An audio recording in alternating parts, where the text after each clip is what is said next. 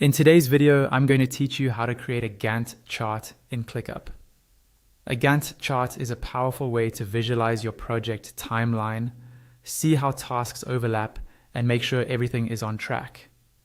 In ClickUp, it's very quick to set up, and once you've created it, you can reuse it and customize it for different projects.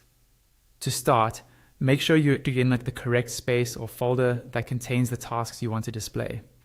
Then, go to your list view. The list view is usually the default way ClickUp shows tasks, with each task displayed in a column layout. This is important because the Gantt chart you're about to create will be based on the tasks that live in this list. Once you're in the list view, look towards the top of the screen for the option labeled View.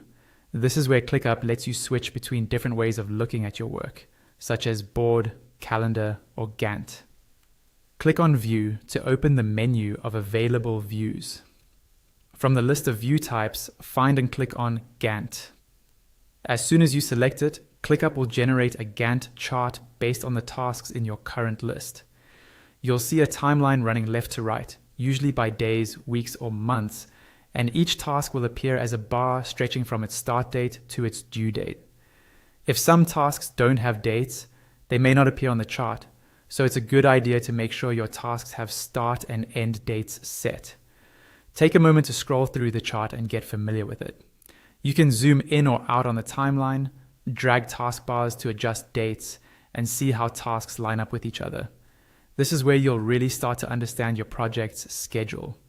Now that your Gantt chart is set up, you'll want to save it so you can quickly access it later. Look for the option labeled Save View at the top of the screen.